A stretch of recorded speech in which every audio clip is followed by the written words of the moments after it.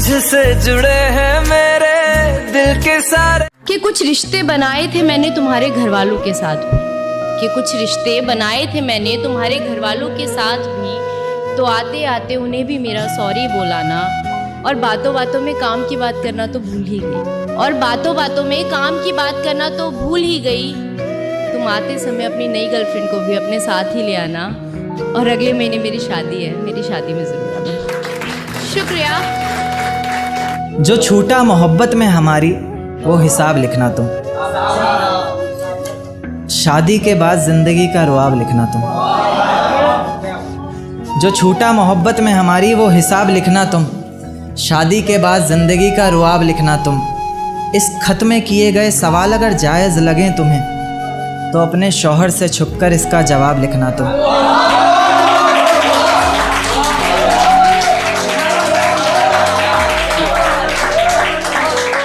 इस खत में किए गए सवाल अगर जायज़ लगें तुम्हें, तो अपने शौहर से छुपकर इसका जवाब लिखना तुम।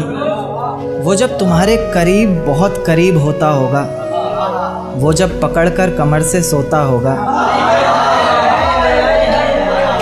वो जब देखता होगा तुम्हारी आंखों में आंसू, क्या उनके बहने से पहले खुद रोता होगा?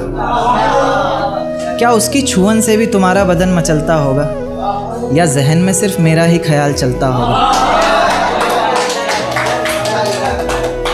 अंधेरे में जब उसे देखती हो, क्या मैं दिखाई देता हूँ? वो अचानक जब पुकारता है, क्या मैं सुनाई देता हूँ? अच्छा, ये जो मेहंदी का रंग इतना गहरा है, आँखों पर आंसुओं का पहरा है, दुआओं में किसी और ने मांगा तुमको, किसी और के सर पर सजा सहरा है। खैर, जो किस्मत में लिखा था वो तो होना ही था। इतनी भीड़ में बिछड़ी थी तुम, जाहिर सी बात है खोना ही था। इतनी भीड़ में बिछड़ी थी तुम, जाहिर सी बात है खोना ही था।